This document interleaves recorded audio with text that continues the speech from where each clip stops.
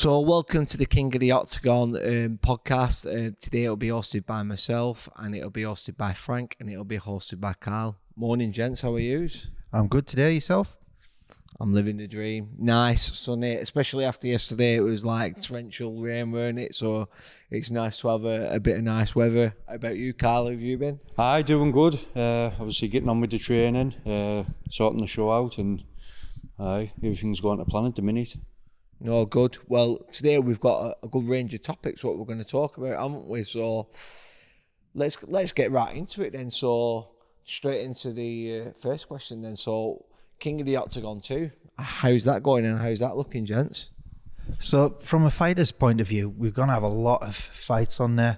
What I'm really looking forward to is after we got a lot of positive comments on the junior fights last time, we've got even more. So there's the likes of Tom Crosby, who's just fought on Cage Warriors, made his Cage Warriors debut. He's bringing his team. He's arguably got one of the biggest teams in the country as in junior MMA. So we've got a number of those matched up. We've got quite a few youth fights, and right now we're looking at 30 fights that we've got agreed and matched up, and there's a couple that we've got provisionals that we're waiting for the OK on. So the matching's gone really well. Behind the scenes, there's still a few things that I know Carl's touching on and working with a few different people, but also the running of the show. We've already got more runners booked in. We've got the people who helped us out last time with a few extra. So we're going to have more people behind the scenes because, quite honestly, I didn't know how busy we would be back there. 30,000 steps. I'm hoping to get nowhere near that this time. But that's part of what I've done behind the scenes. Yeah, obviously it's first show. You can't really sell the product because you haven't got one. So you're having to ask people to fight on it, give them a reason why to fight on it and what you're going to do, what you can offer, because you haven't got anything there to show them. But this time, obviously with how the show went, how big it was, and well, it went viral, didn't it? We've had 17,000 people just watch the live stream alone. That's unheard of for a first show. Like names we had on it and stuff, but thankfully this time, for how big we've went with it, we haven't like scrimped and saved like other shows do. We've just went full on with it. This time, as you say, Frank's match 30 fights. We've got a massive list of fighters wanting on the show. Instead of us going to them asking if they want the fight, they're coming to us. As you'll have seen on like Danny Christie's YouTube video, he kind of let the cat out of the bag with, well, not sort of like let the number out, but he said obviously there's big money being paid to get them on the show. We're not bothered about making a profit or how much it costs. We just want to put, as it is now, the UK's biggest amateur MMA show on. Well, you look at it like you said, like it's always when you're running something for the first time, there's always going to be stuff what you're going to miss. It's just human nature in it. But like looking back to when the first show, one of the things what you were not struggling with, but one of the hardest things was matching fighters. If you remember that was a problem. Yeah. And now, obviously, after the people seeing the product, and we said that, we said, wait till people see this first product. And then after the product of the first show, now you've got the opposite problem. Now you're trying to kill us, aren't you, on the night? Or all the guys are going to be dying stood up on that cage. But, you know, that just shows like the level where it's come from the first show to the second show, that you've been inundated with people wanting to come and fight on the show. And I think that's a testament really to the first show and how well it went. Obviously, like you said, there's teething problems what go on, but you know, you've now implemented lots of stuff to ensure that that's not going to happen. And I think, and that's what people don't see. People don't see those little problems, do they? Not like, oh, we wish we'd have another person to outrun this, because you don't realise how much work there actually is. I know you've seen it, but you know, I thought the first show was a real success, and it's showing. Yeah, and one of the things that we really wanted to do was look after the fighters, look after the teams. We had obviously the welcome packs, and we had a couple of mix-ups in those because I left it a bit late to knock out the welcome packs. But we had the gloves in there, a few energy products, a bit of fruit, and we had those ready for everybody coming in. I made a couple of mistakes on gloves on there, some of the lads will tell you.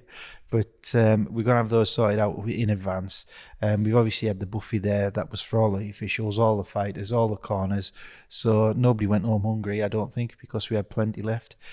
So we looked after people in that respect. And we brought in plenty of water, although we did run out in one of the change rooms, but we had extra water elsewhere, so the change room won't run out. And we did top it up pretty quickly. So all the little small things that go behind the scenes, this time we're looking for it to be seamless, and we'll see how that goes. There'll be something else, something will catch us, but nothing that's caught us out previously will catch us out again. We've went through that. Me and Carl went and got a meal. We went through the list of stuff. We got a couple of pages worth of improvements that we were planning to do this time, and I think we've got most of them covered. I think we have covered most of them. Obviously, with first show being what it was, we kind of went into it a bit wary. Now this time, I think we had about 600 and odd folk at the last one. Next one we found out, because we've set it up, we know where there's space, where there's to work on and stuff. We've got about 800 folk coming to this one. Obviously, it comes down to budget again for who we've got on the show, what we're doing. I think we're probably the only show out there that's sold out 2 months early, especially on the second show. We should be doing this maybe 5-6 years down the line. I know there's other shows out there that are begging fighters to sell tickets, messaging coaches and stuff saying your fighters aren't selling enough tickets, but like they're not like businessmen, they're there to fight. They're not there to sell tickets. That's up to the promoter to promote the fighters to sell the tickets. You know, like a show's gonna fail if you're getting constant messages saying sell these tickets, your fighters aren't selling. So luckily in our case, we've got 800 capacity, we've piled the money in, we've piled media in, promotion in, and we've sold out 2 months early. We definitely sold out on tables, and I know there's even more demand than what we've got for tables. Is there a few seats left seated? We can still get some. Very, very limited. Yeah. We obviously, we took an order yesterday for one person, wanted 60 tickets alone for standard. So if you don't get them now, you're not going to get them at all. It's pretty outstanding, that, isn't it? You know, like, and just talking on to the point what you said, like for the staff as well. Like I thought we were really well looked after. The buffet were really good. We was literally on about it yesterday. We were like, it was so good, and also as well, like we had one of our crew out with us on a job yesterday, and they said the King of the Octagon's definitely up there in like they've not really seen many promotions with like on a regional scene have that level of production and look as good as what it is. So for a first show, that's a really big compliment, I'd say, you know, especially from someone that we see shows week in, week out, you know, loads of different shows from all different budgets, and so for one of our crew to compliment on that, you know, that literally just came out with it, and it was like yesterday, so that's like a testament really to the shows what you run. So, you know, hat off, and you know, regardless of the little teething problems that's going to happen with whatever you do, so you know, you should both really give yourself a pat on the back for pulling out an incredible show.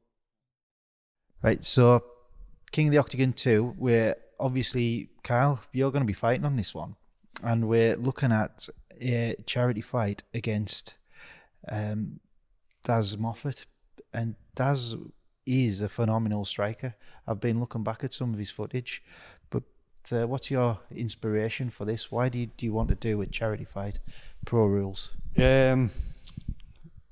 Obviously, well, very few will know. When I was fighting in November last year, defending Newcastle, felt totally fine.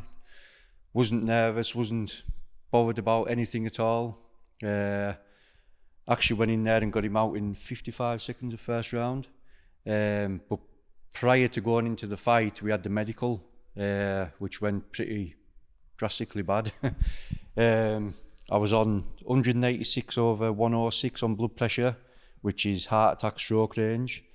We've done loads of stuff in the medical room, trying to get the blood pressure down, breathing, you know, stuff. But they finally just said, if you do an ECG, prove you're not having abnormal rhythms and stuff, we'll let you fight, but go to your doctors after this. For the past 10 months, I've been in and out of the doctors, which they've proved to be pretty useless, as you'll know. So I took it upon myself thinking doctors aren't doing the tests that they should and stuff. So I went to an MRI scanner through private healthcare at Lancaster. Got my results back, and it kind of gives us the reason why my blood pressure's high. I've got like a heart condition. Technically, I shouldn't be fighting, but you know me, I'm one of them. If you tell us to do something, it's going to be done. So I'm on like medication. I'm under care now with cardiology team. Obviously, as you know, I wanted to fight. That was one of my main objectives of having the second show. Getting told you can't fight or you shouldn't fight, well, that wasn't going to happen. So I tried putting it out there, and obviously we couldn't get a match because people were a bit paranoid they were going to kill us in the ring, or I was going to drop dead, or insurance-wise we couldn't really cover it. Medics wouldn't really pass it. So I put it out there till the fella, as you say, you've only got to watch his YouTube videos. He's in the ring with 5 people on him on his own, and he's taking 5 people out. He's hitting people that hard, he's winning fights, he's got belts, all legitimate fights are all on YouTube. And I put it forward till him, obviously tell him my reason why I want to fight and stuff, and it's going to be a pro fight. Just full on kind of, whoever wins, obviously best man wins kind of thing. Obviously told him the crack, he's agreed to fight. Pro rules, title fight. And after this fight, we'll see how we get on. But I think this is going to be my last fight, a bow out with the sport, and just go on from promoting from then on. Even though that raises blood pressure a bit. But that's my reason. We're going to be doing it as a charity fight for British Heart Foundation, autism, because obviously my 2 kids, 2 of them are autistic, and we're going to be doing it for the Masonical charity as well again. Obviously I'm in the Freemasons, so that's kind of a thing close to my heart. So that's my reason to fight and what we're going to be doing. But as I say, pro MMA rule, so at every weight somebody's going to get knocked out, and I hope it's not me. So one of the things in that fight as well that'll be interesting is Daz is known for his stand-up. You know, he's got a really good boxing record, but I haven't seen much of him on the ground. You know, obviously shouldn't maybe go too much into that, but how are you looking to fight? Are you just looking? Well, we don't let too much away, do we? As you say, you've got to watch Daz on YouTube. That's where I've got most of the footage from. I think it's over 10 years. His videos go back till, and he's brutal in some of them. He's kicking. He's even at his size. He's trying to do egg kicks, and he just barely misses the lad in the egg kick, and he's winning every fight on YouTube. And I'm looking, thinking, but as you say, I think because he's wearing Thai shorts and he's kicking, I think he comes back from Thai, which is obviously stand-up. Ground game, I know there is one video where he gets took down to the ground. Well, ground game is my game. So I'm not looking to stand up with him, because that'll be, in my eyes, pretty dangerous for me. So if I manage it well, I will take him down. And as soon as he's on the floor, he's in my territory then. And so that's going to be my game. Obviously, I'm not going to tell you how I'm going to do it or how I'm going to try and sub him and stuff, but he better be ready for a grappling war, because he's going on the floor. How are you feeling about it all? Oh, obviously when I got diagnosis with my heart and stuff, I was a bit in the dumps. I was thinking, should I fight, and trying to battle myself, thinking I can't even be bothered with the show now, let alone fighting. And now obviously getting matched with Daz, and thinking about the show. Obviously we've got Luke Dyson, Danny Christie fighting on it, and I'm getting the fire back, and now I'm thinking, right, this show is going to be one to watch. I'm going to bring it full on this one. I was just going to say, there was one of the famous UFC fighters that said, every fight, if you go in there as if this is going to be your last fight, you will bring your best performance each time. You know, so I guess that's where you are right now. Yeah, obviously I'd say I'm going to bow out after this one, but going in saying it's my last fight, and then maybe King of the Octagon 3, I'll probably get itchy again, so you're going to have to calm us down a bit.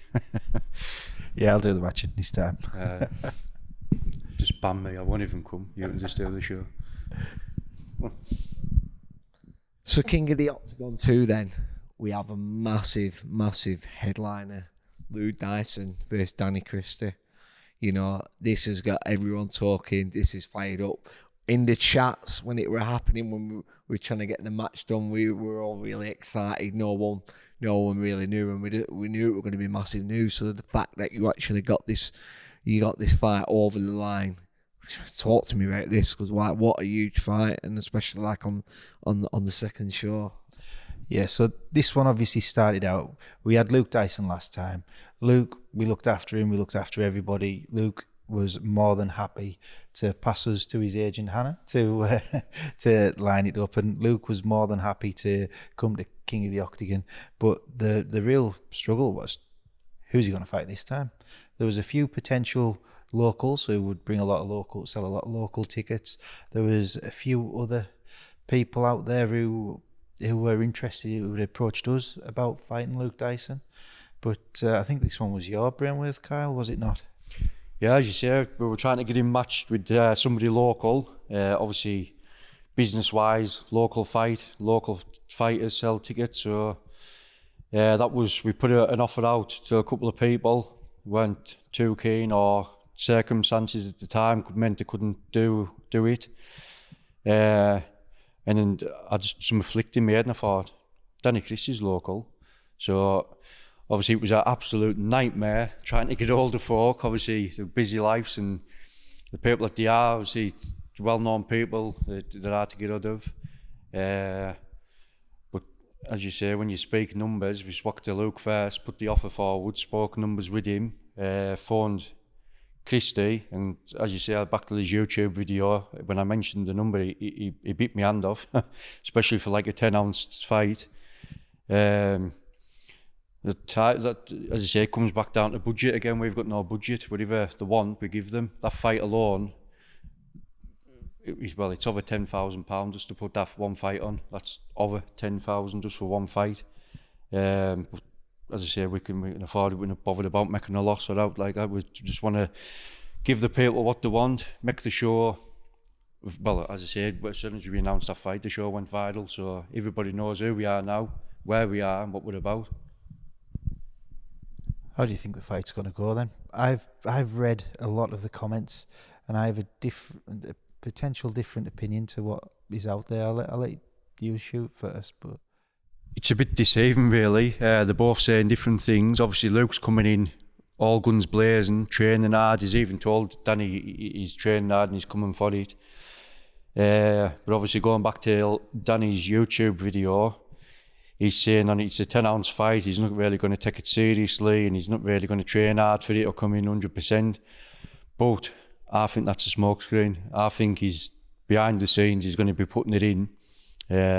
And he'll be coming out. Obviously, his skill speaks for itself, very technical and stuff. So he'll come out like that. But I think Luke's going to come over with a wild swing and catch him. That's my prediction. I think he'll catch him with a swing. But I, even if he does, as you say, Danny fights bare knuckle, and he's had quite a lot of wild swings through him, and he's still been standing on his feet. So you never know with this, and it's hard to call for me. When I read through the comments that people, there was hundreds of comments, and I'd done my best to read through all of them, and the gist seemed to be that Danny Christie was too good and too technical. I would agree Danny Christie is technically better than Luke Dyson. I think anybody would kind of agree with that. However, Luke Dyson's a bigger man, and he hits hard, and he's constantly there. But like you said, Danny Christie's been in some wars. They'll both go out there, and what I've noticed is they'll both come forward. You know, this could be highlight reel stuff that's going to go down there. They're both warriors, and they're both going to come out. And you know, when Luke Dyson comes out banging, Danny Christie isn't going to shy away either. They could end up. It could get took out of a technical war where you could say Danny Christie is the man if he wants to stand, box. But if this goes to where I think it could go, it could just be an all-out brawl. And they've both got hearts. They're both fighters. It could be anything could happen. Ryan, where do you stand? It's an odd one, isn't it? Because it's like, I think it's going to be fireworks. So you look at Danny Christie, the guy's a warrior. Not just that, his technical ability. He's got really, really, really good boxing. You know, he's got an iron chin to be able to fight in bare knuckle and take them shots and not go down. That takes some going. But he's got a lot of scar tissue now as well. Do you know, from all the bare knuckle? Because you know, he got a lot of cuts, hasn't he? His last fights. He's just a solid guy. He's just a hard guy. He's technical. He's a really good boxer. But then you got Dyson. He's just a week in, week out. You know, constantly going for it. He's showing huge improvement. Like on the last show, I thought he boxed really well. You know, people said they thought it were close. I didn't think it were close. I think Dyson put it on Bradley. I think he boxed really well. You know, so I think it's going to be a bit of a dogfight. He carries some power, and I think for me, I think Luke's got to make it. I think he's got to make it a brawl. I think he's got to make it quite like, he's got to be quite aggressive, get quite in and make it, you know, take the fight to Danny. I think it's a really, really intriguing fight, and I'm really excited to watch it. It's really hard to make a call. Yeah, I'm excited. So on this fight as well, Luke Dyson's looking at this a bit different. You know, what he's been doing up to now, it's his job. He's been going out there and he's fighting every week, sometimes twice a week, and he's over 160 fights in now. But this one's kind of a little bit of a fire under him, I think. I hope he doesn't take too many fights before this, and he's really focuses in on this one. And Ryan, do you know a bit more? Well, I agree with you, because he said, didn't he? He said he wants something what's going to light a fire, and with this, I think it's really going to make him push and really make him train hard, because like the opportunity, he was so excited to get this opportunity, and the way he's been talking about it online, I think he's really going to light a fire under him. Like, it's not lit before, and I think he's really going to push, and he's really going to go for the win, because I think that's going to really, if he gets this win, that's going to do huge things for him.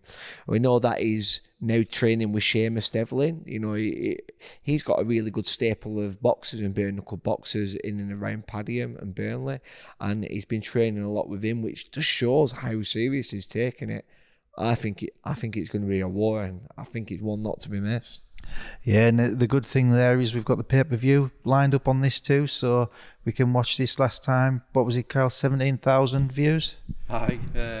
Well, I think it was the first fight on, and I was sitting next to the cage with Paul Venus, and obviously he's the social media man, does all these vlogs and stuff, and he was actually on the YouTube channel of ours, because we put it on for free, and at that time there and then, he says, look at this is unheard of. We had 10,000 views at that point. Throughout the night, he went up to 17,000 on YouTube. So obviously that was a free taster and a tester to show you what we were about and what we're doing.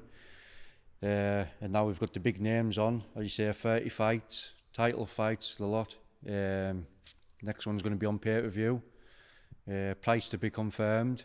And obviously, Perfect Picture Production will be putting the link out for everybody to log on to and watch. So that'll be on Lounges TV. So if you see any of these dodgy people online, because there's a lot of them, like every single show you see it, but it'll be lounges.tv where you'll be able to find the pay-per-view, and again, price to be confirmed, and the link will be shared through the King of the Octagon site, and through the Facebook page and our Facebook page. But if you see anything other than Lounges, don't go with it. Yeah, so obviously on the co-main event under Luke and Danny Christie, we've got our very own Ryan Dobinson v Bibalo Mari from Underhooks MMA. On the last show, Ryan was fighting and won a title under Tap Out Knockout Workington. Obviously circumstances have changed a bit since then, and he's now fighting out of here, King of the Octagon MMA. He's won 3 titles this year. He's defending one in October. He's defending ours in November, and I think he's defending the 3rd in December. So he's thinking more. Sorry, about 20th of December. I did tell him about this timing on that. I was wanting to watch Christmas films, and and not be out on the road on the 20th of December. But yeah, Ryan's got 3 title defences this year. Obviously, the first one's at BFC, the second one's King of the Octagon, and the third one's ECC. But this fight, this one's on the 29th of November. This one's an interesting one. These are 2 aggressive featherweights that we've got lined up here. I've seen footage of Amari training, and I've obviously know what Ryan's been doing as well. This has the potential to be full on. The 2 aggressive fighters, they will meet each other, and they are both coming to fight. I'll be interested to see how this one pans out.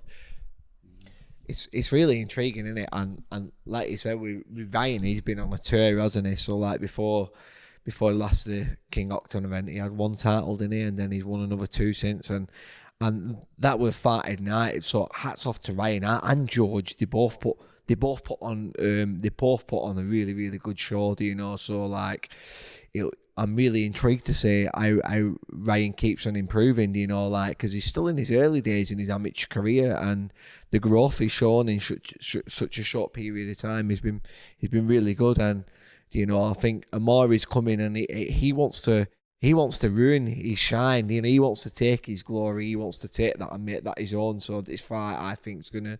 I think again, this could be another potential fight tonight. Yeah, from a matching point of view, we were actually struggling a little bit to find a match for Ryan. So we'd messaged a few people privately to get a good quality match, and it wasn't quite working out. We couldn't quite get the match that we wanted. That would have been a good spectacle for everybody. But it was actually, we went out and put a wanted poster out there, and he was one of the first people that came back, and he left us in no doubt. I want this fight, and they were absolutely keen to make it happen.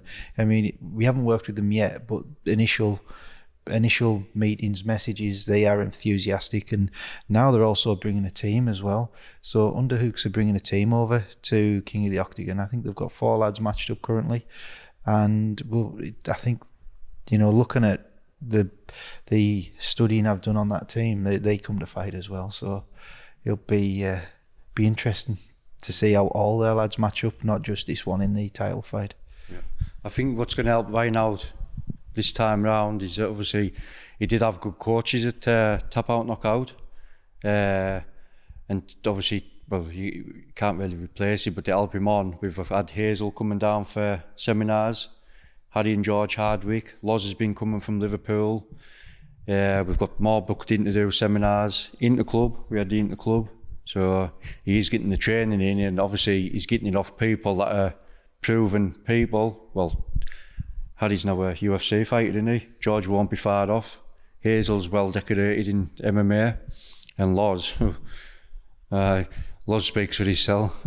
Yeah, he's building a phenomenal team up there in Liverpool. Their juniors are really ripping it up, and he's got some real high level. Now, he's got lads on the verge of the UFC, more than one. He's building a hell of a team up there at Liverpool Combat Academy. I think to touch on it as well, obviously, that's UK kind of fighters and coaches. We are planning on going over to Amsterdam to have a camp over there. Tom was talking about being invited back over to Vegas. I think he's talking about... Yeah, they haven't finalised the date, but last time Tom and Ryan went over and trained in Extreme KOTO, and they looked at the sparring over there. They were sparring with UFC veterans, PFL active fighters. The level that they went to, they know they've got a lot of work to put in to get to that level, but the opportunity to go and mix with those lads, you know, just in the mats, in the grappling, in the sparring, all of that. And yeah, it's been put on by Tom's strength coach. He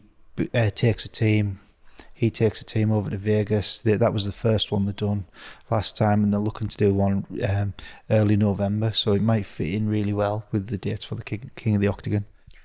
I think to touch on as well, obviously there'll be Danny Christie, Luke Dyson fighting for the title, me and Daz Moffat, Ryan and Bibal, and we've got kids titles, haven't we?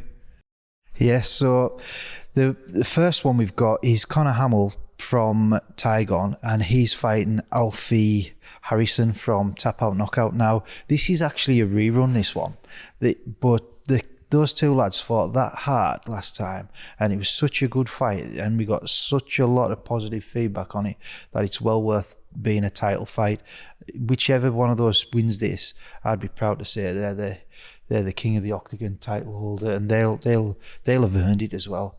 Those two lads laid it down last time, didn't they? That was one of the fights I got more comments on than pretty much almost any of the others. You know, people said how hard those lads fought, and the skill level as well. The skill level for two junior fighters was really impressive. You know, I know Conor particularly has been more active in the MMA scene, and he's got more experience. But Alfie's also, he was down here in this King of the Octagon gym last week. And I know there's no winners and losers in the club, but he done very well. He performed very well. So he's been putting the work in too. These lads are, you know, I keep saying it, but they're coming to fight. These two lads want this, and they want this to be their future. And I don't see any reason why either of these two lads can't really kick on in the world of MMA. They both probably will, if that's what they choose to do. But it's a hard sport, as you know, and it's a long journey. It is, but like you said, the first match were really good, and yeah, I think the rematch will be equally as exciting. They both know now what each other brings, and yeah, you know, it's all about just learning and getting that experience in it. So, and we've already done one of the interviews down at Tygon as well, and they're really excited, and they said they're really going to bring it this time. So I'm looking forward to it. What's your takes on it, Carl? Well, obviously with Frank saying about kids' title fights, I think, well, majority of shows I've been on, been to, there's it's mostly adults or over 16s, 18s and stuff. It's rare you see kids on them. I think we're going to try and aim it more at putting kids on earlier on, adults at night. So we're giving the kids a chance to be seen, grow their career and know what it's all about and stuff there. But like he says, these two kids here, they come both with the intention to win, both try to battle it out hard, and obviously it was a close call. And 29th of November we'll find out who is the best out of them. And something else that I was impressed with both these lads is the families and the parents. You know, the commitment of both their parents to put them through everything they do. You know, the support from the parents. The lads wouldn't be there without that. And you know, you've got to really think and give a nod to those. The support that they give their kids is a credit to them. To credit to them as a family, and their boys in this case are shown out there what it means to them as well. So the families play a big part in this, and they're both majorly supportive of the son's journey. So yeah, be an interesting watch. And I know as a parent watching these fights, it's a massive emotional pull whatever happens, but these lads will both put a performance on, and there'll be that sense of relief for both sets of parents once it's finished, I've no doubt. I think it comes down to coaches and all. Obviously, with Tygon, James from Tygon, obviously good coach. His fighters showed the worth and show obviously that he's teaching them quality stuff. And as you say, Tap Out. Obviously, Trevor and Paul from Tap Out showing the lads what how to do it and how to come into the cage, and obviously give them the skills that they need to succeed. What about, is there any other kids fights what you've got on the card, what you're excited about? Yeah, so we've got a second youth MMA title fight, and again it's another lad from Tygon, Ellis Sambang, and I've watched some of his footage. He's very, very sharp. As a junior fighter, he's got an excellent record, and he's very sharp. In some of the B-roll he took last time and some of the footage is in the background, but I always have a look and see who else is on those, and he's as sharp as any of the adults, if not sharper. You know, he's making it a platform for himself, and he's moving forward with this sport. He's gaining the experience in the junior ranks, and he will then be developing, going on to amateur and I dare say professional, as long as he keeps focused, and I'm sure James will keep him focused. He's in a good team. Tygon build themselves as a family, and everything I can see that they've done, I can see why. They're a close team, and they look after each other. But he's got a fight on his hands this time. We've got a team in AVT. Said previously on this, it's run by Tom Crosby. Now Tom, he's literally a family. He's got his family. They all compete. They're all into this MMA, and I've been fortunate enough to have my son train with them in the past. Tom's one of the England coaches, and the AVT team is probably the biggest youth team in the country, and they are so active.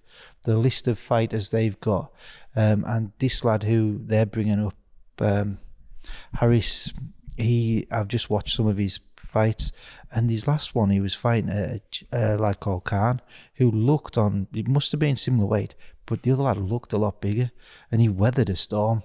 This lad came at him and he came strong, he was striking hard, and he weathered a storm, and he got some good positions in this fight, and he fought all the way through it. I've actually been very impressed with him. So we will see how this goes. It's two of the best youths in the country, and they again will be whichever one wins, they deserve the title belt. And I know Kyle's got them on order. Yeah, there's some really good solid fights there. So with such a solid show, you know, like, how do you plan on topping that? And what's your plans for King of the Octagon 3? King of the Octagon 3, Kyle, we've just provisionally booked a date, but I'll let you go. There's going to be, well, potentially be some big changes in King of the Octagon 3. We're looking at March. Yeah, we've also, there's teams in Carlisle that have shown an interest in being part of this. Yeah, there's teams in Carlisle that's shown an interest and could potentially be in and around this next time. So thank you for joining us for King of the Octagon podcast. If you keep your ears out for the next podcast, which we'll announce in the near future. But yeah, thank you everyone for joining us, and keep your eyes peeled. And we've got some great content and some great stuff lying ahead. Been a pleasure. Yep. Thank you.